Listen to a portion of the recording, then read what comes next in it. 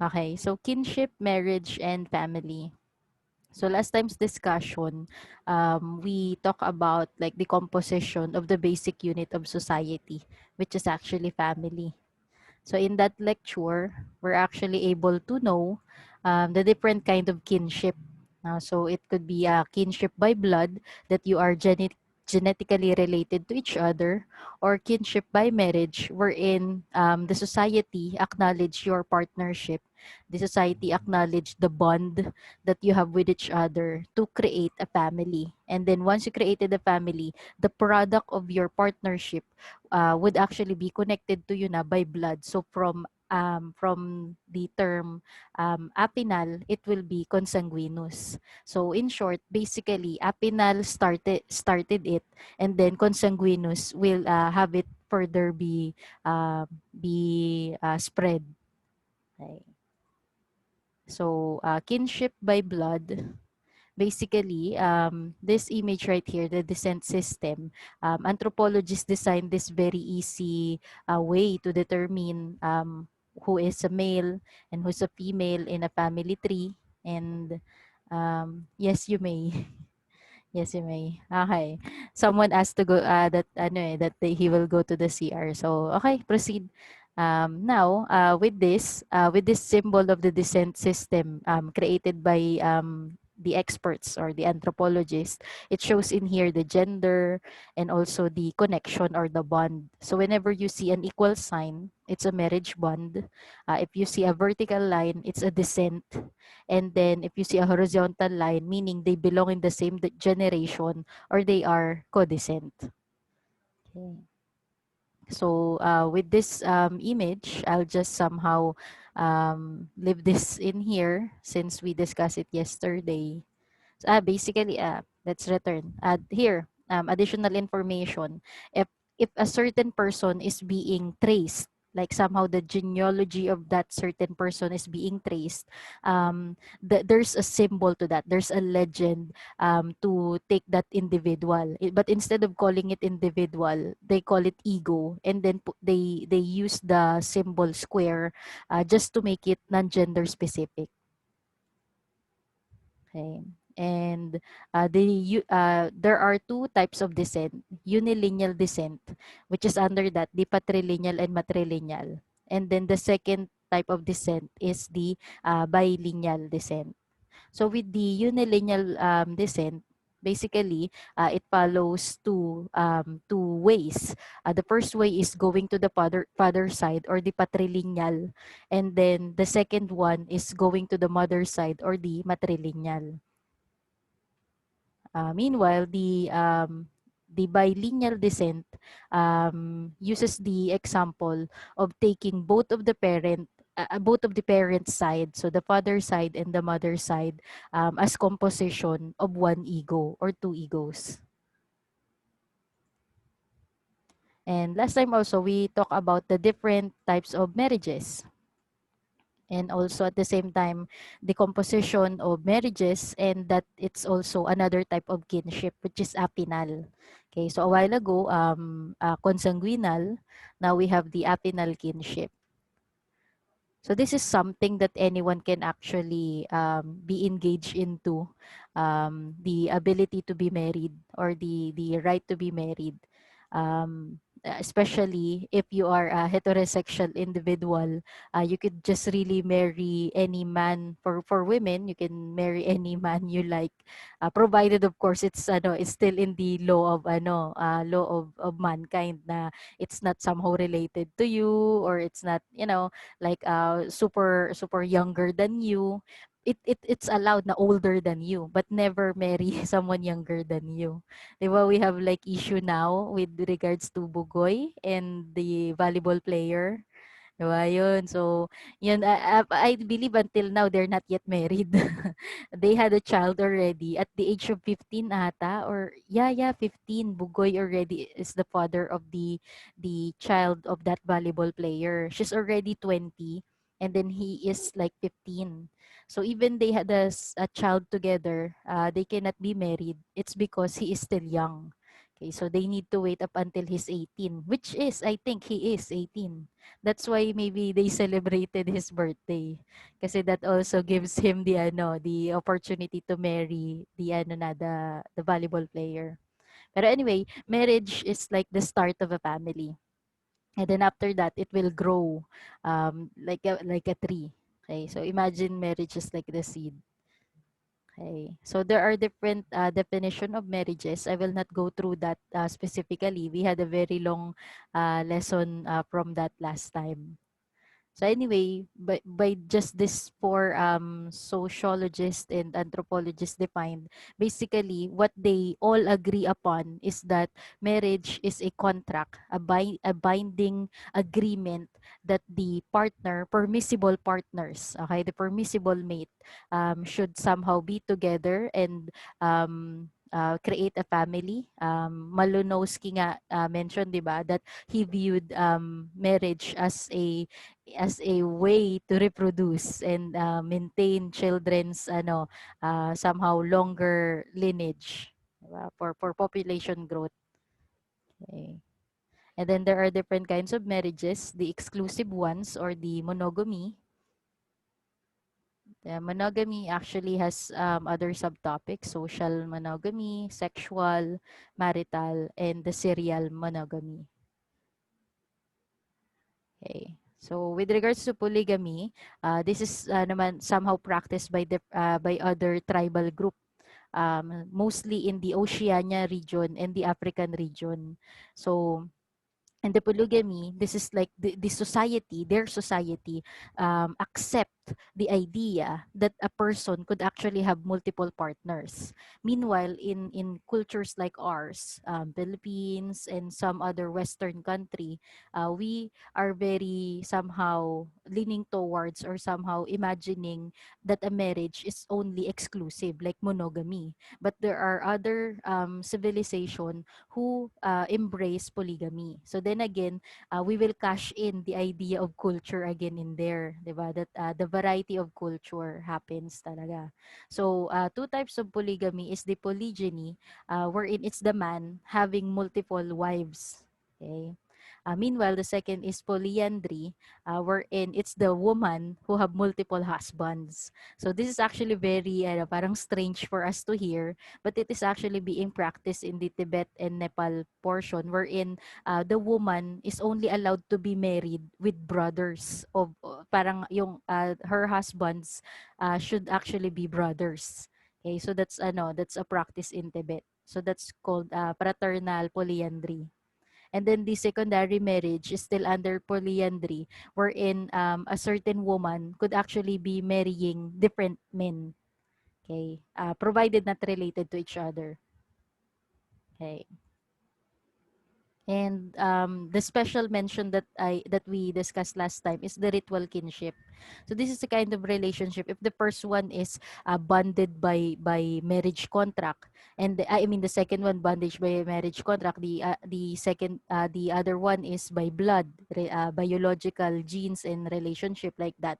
The third is ritual, more on agreement, somehow being practiced in religion, an agreement that you will take good care of the children when the real parents pass away or something happened to them. So that job is actually for the godparents. So the godparents or it's an example of a ritual kinship. Okay, so qualification to be a godparent, you should be self-sufficient, you should be mature already, and it's a must that you are like super older than the child, your inaanak. So, however, time is changing, and some practices is that they're getting younger ninong and ninang for their children. Have you experienced that? Di ba, ang liliit pang bata, ninong at ninang na of a baby. So actually, the Catholic Church is denouncing that. But of course, they could just only give information, pero it's not naman talaga bawal na bawal. It's just that it's just as much as possible mature enough. Okay. And this is actually where we stopped last time. Yan na. So, again, I encourage everyone, if you have question, you could raise it up so that to spice up our our conversation, kasi I know this topic is very heavy. Tas maybe you have few hours of sleep. Baka you're feeling sleepy now. Sabi nga sa inyo, even our we are apart and we only are connected via internet. I can feel you. Iba sa inyo inaantok na ngayon. Kasi what you feel, I feel as well. So, please, try to, wake up your mind kasi I can feel you. Kaya, pwede mag-jumping jack like while listening to me. Just do whatever you need to do to feel, to feel alive. Okay? So, this next subtopic is the residential Can't. pattern. You can't, Justine? Yeah, because I'm like literally in between two To I'm like literally in between two barriers. Like I have the bookshelf full of encyclopedias behind me, and I also have a cubicle surrounding my computer. I can't. and like as if you can stop your sleepiness. When you're sleepy, I know Justin, when you're sleepy, you just sleep. Di ba? So As much as possible, I try to like stay awake, fight it off. yeah, But when yeah. I really can't, I just fall asleep, and I don't know why. Yeah, the technique to that is talk nga. Pero of course, if you're not being called by your teacher, you could just talk to the screen. Like imagine Talk you're to reciting. yourself. Even your mic is muted, you just talk so that you will not really feel asleep. And plus, when your parents see you, they will assume that you're reciting, and they will feel like, oh, my child is so participative, and my child. So you you just You speak. do the panatang makabayan. Yeah. So You mean the panunong pasawat-awat? yeah. Like that. Like I did the moment. I saw that video nga eh. Pero anyway, then again, ayan na naman the problem with live Fun discussion eh. times. The problem with live discussion eh. We're going off topic. Pero anyway, Derailing. yes, residential pattern. So let's talk about the how the family that we discussed a while ago, how they set up in their household. So different household setup or different residential pattern. So there are four major residential pattern. And actually the first two very common to us. But we will actually be discussing very unique ways of living. So first is the neo-local residence. First type of residential pattern wherein most common in North American couples. This is where the couples find their own house independent from all family members. So basically in North America and other Western world, the moment you get your own family, the moment you start your own family, you're already a husband and a wife, it's a must that you find your own place, your own house, even it is very small, even it's somehow in a different place, as long as only you and you're not near your parents. Okay, or the parents of the husband and wife. So that's what they call the neo-local residence. So it's a residential pattern wherein a newly formed family should have their own place. Okay? Next is the patrilocal residence wherein it's mostly used in with the herding and farming society wherein the couple live in the side of the husband.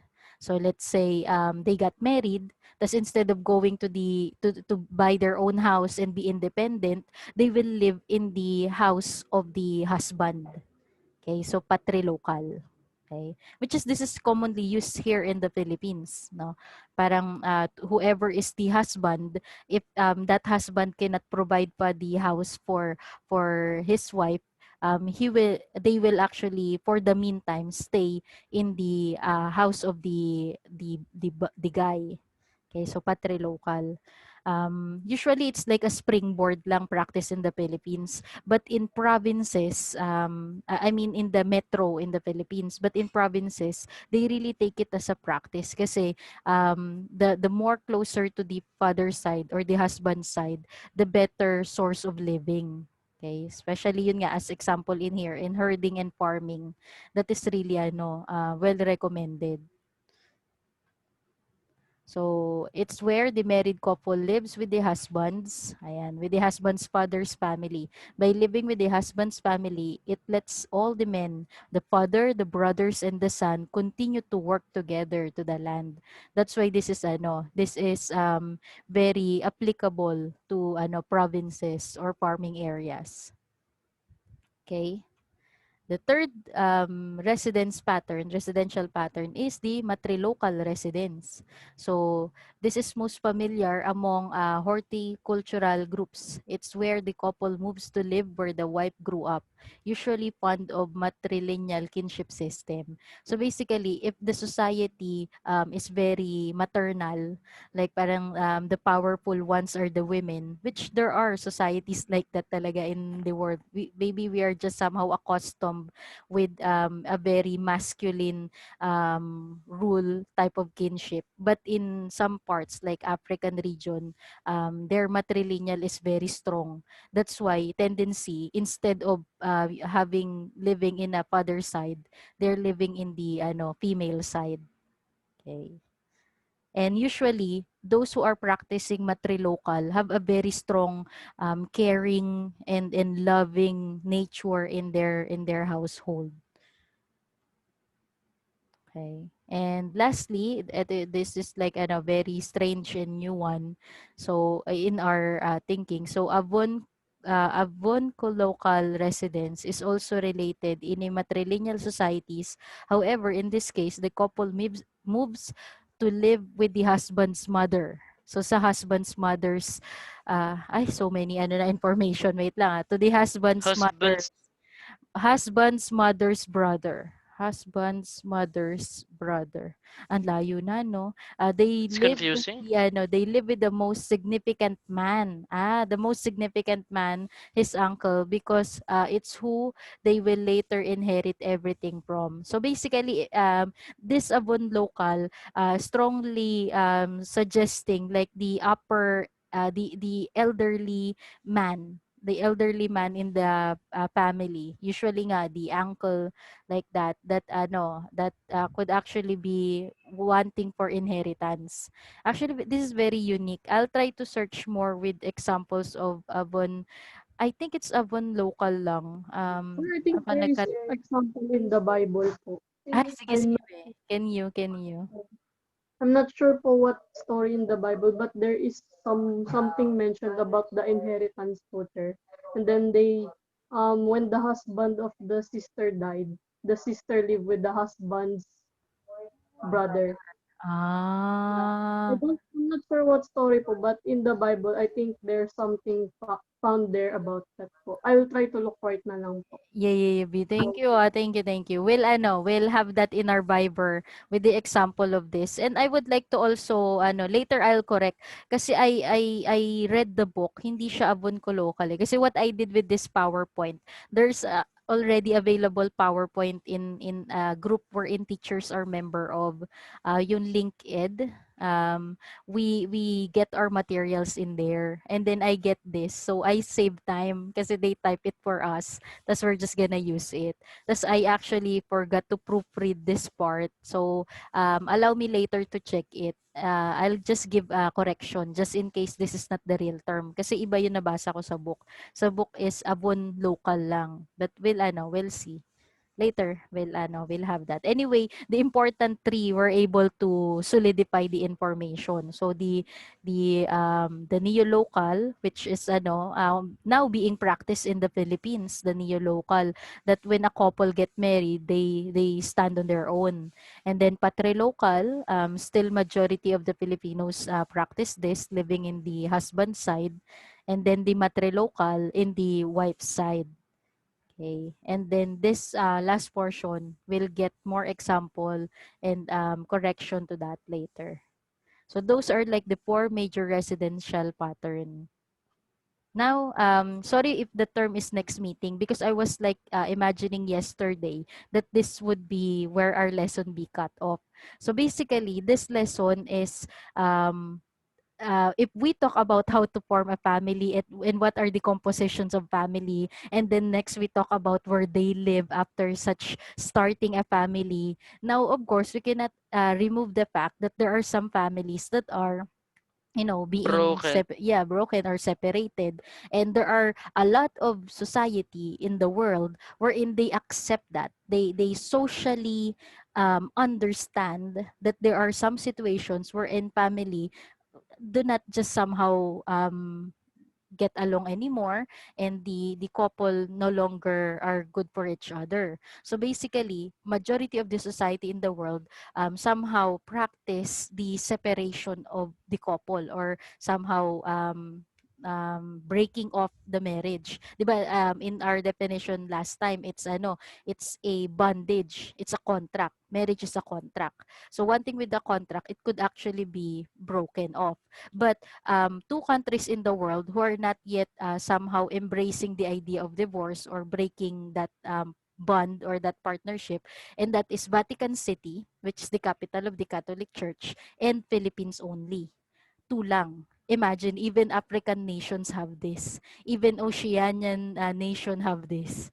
Philippines and Vatican City, the only countries in the world who do not support divorce and has no divorce law or divorce somehow support things, somehow judicial support. However, the Philippines have annulment.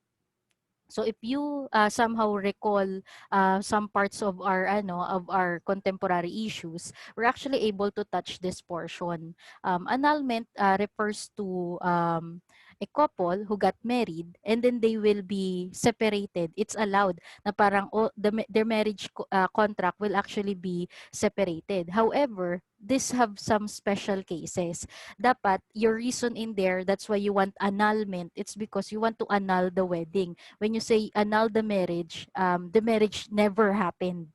Never happened. So what will happen? May mga qualification siya. First, you need to, as early as, let's say, 1 to 2 years of your marriage, you need to file for annulment na. If you see that it's not working, 1 to 2 years, you need to file already. And then say to the court that the reason you got married, acceptable reason is you're not in your right mind. So you're not in your right mind. Either you're too young, or let's say you're drunk when you did that, or you are stressed, or you are not in your right mind when you get married to the person. And that's the time they will allow annulment.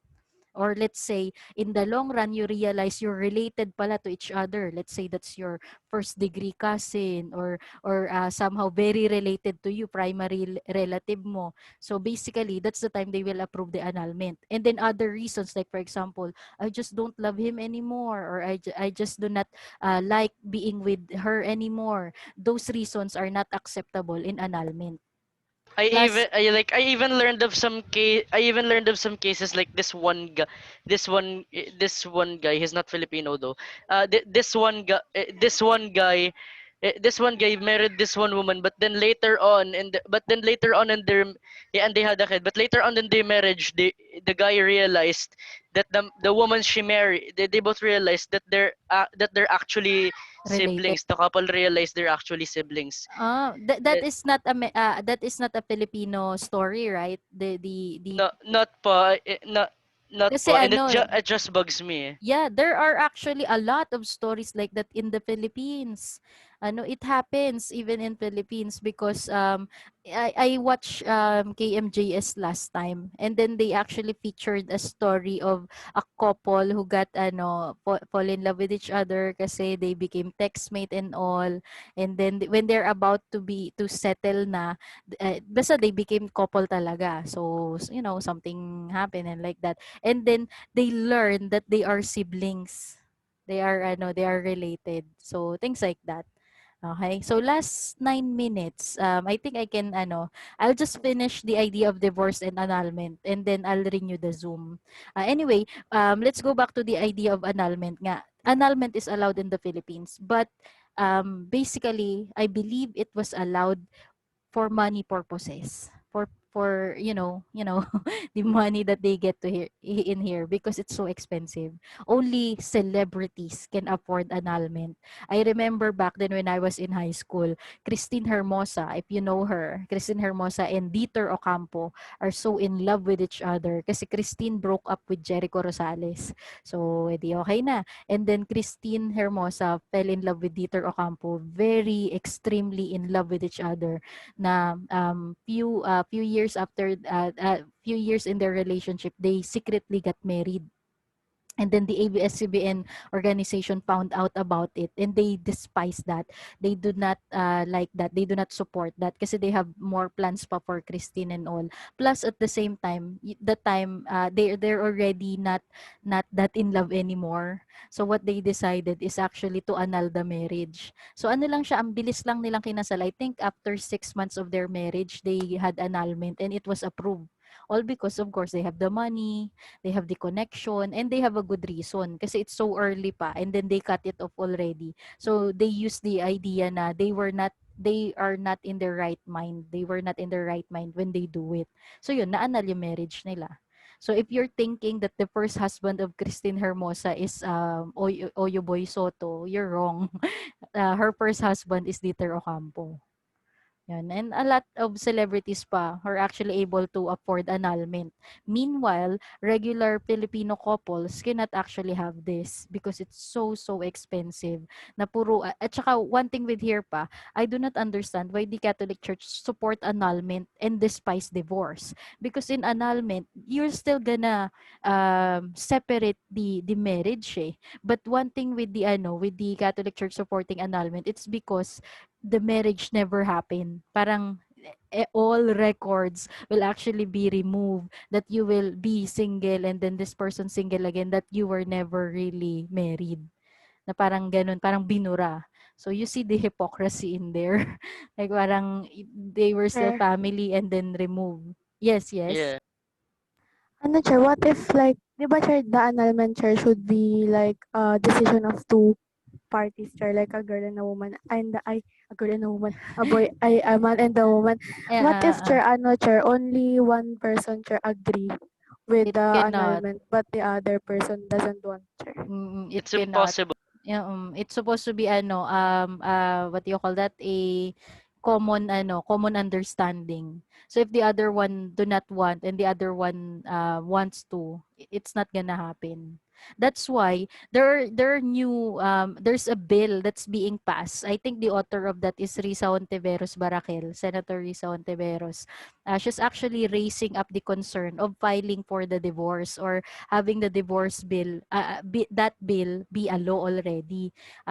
Inciting what she said nga in an interview, na parang we're just making it available for everyone, the choice of divorce. Kasi when you get divorced, 'di ba, you're married, edi cut lang, tapos you could go with your separate lives, but still you were considered a couple. It's just like it's lighter in expenses, and then let's say even the other one do not agree, you could still be divorced provided with some evidences. Like for example, ayaw ko na nga, hindi, we can still do it. Pero this person that says ayaw na niya, presented somehow facts and presented some evidences na karapat dapat na talaga that they be separated. That's the power of divorce. Okay, that's the power of divorce. Now, one thing with divorce not being somehow accepted in the Philippines, because we are very conservative culture, na parang if they learn that divorciada or divorciado, like you were from a different marriage and then you are in a new one, the Filipinos are not yet in that cultural advancement. Same actually with Korea, with South Korea. South Korea, they have divorce, but only few people use it. Okay, they have divorce, but only few people use it. That's why when the Song Song couple got divorced, it's such a massive news, 'di ba? Massive news in South Korea because it's their not really first time, pero it's one of the famous faces to do divorce, and it's like off to them. Plus the girl, the female song is actually very young, still not very young, pero somehow she's still okay. And then she got separated from also a very young man kasi they married somehow young. So parang it's such a shock to everyone that time. Okay. Pero Yeah. anyway, there's this statement from Risa Ontiveros kasi she's really pushing it eh. She's really telling her colleagues to vote yes for divorce. And then one interview she said, we're just making it available. It doesn't mean everyone should get divorced. Parang they're just making the divorce be law so that it would be a choice to those who are in need. And then if you don't need it, you're happily married, you're okay with your husband, you're okay with your wife, your family's okay, and you don't get divorced, it doesn't mean that just because it's available, everyone should get it. Only those who are in need. Na parang in her last statement, guys, like, give other people a chance for a second life. 'Di ba? Kasi what she's trying to say in there is like when a woman or a man is stuck in a marriage that they don't like anymore, they're like somehow forced in a relationship that they're not happy. Na parang their life is just stuck in there. But having the availability to that yung feeling that you could restart a chapter, that you could start a new life and be happy and things like that. That's why divorce is being pushed by Senator Ontiveros. But then again, it's still sitting in the camera. It's not being discussed because we have so many. Divorce is a subject, still a subject of debate here. Yes, yes. And whether we like it or not, the Catholic Church talaga has a really strong hold to the politician's heart. Majority of our politicians talaga are really not pushing through that. Parang the likes lang of Hontiveros, yung mga ganun mag-isip. The The radical progressive ones. thinkers. Yes, the radical and the progressives. Okay? So that sum up the Chair divorce James, and yes, Chair. yes, yes. Yes, Stephen. Chair, ano po, I remember a story told by my mother, Chair. When this is famous, Chair, back then back in the days, Chair. Ah, When ano po, Carmina Villaruel and also ano, Chair, Rustum. Rustom Padilla or Bibi Gandang Hari, they were married, Chair, but I don't know why they got annulled po and they got Anal. separated. I don't know the story, Chair. I Yeah. forgot. They It's just a good example also of yes, annulment, Chair, in true, the true. Philippines. True. One thing with their annulment, they both agree to that. Tsaka some said, Carmina married Rustum, knowing that Rustum is, somehow not really into her that much. Parang Rustum is really somehow gay and Carmina knows about that. But Carmina, with the loving heart, kasi sobrang in love talaga yung kay Rustum eh. There are a lot of videos of them na makikita mo in the video, si Carmina lang yung in love. And then si Rustom yung like parang what chile. Kasi super gwapo talaga ni Rustom nung 90s talaga. Ang dami nagkaka-crush sa kanya. Like he's like way cooler for me than Robin. Kasi si Robin parang bad boy na parang nakakainis. Si Rustom parang very educated, very soft-mannered. And then in some videos of them, parang si Carmina yung sobrang head over heels to Rustom. So, yun. Good nakaka-excite yung example ni Stephen kasi those are like my days. Okay. So anyway, last 1 minute. We'll resume again for more subtopics to discuss. Okay. So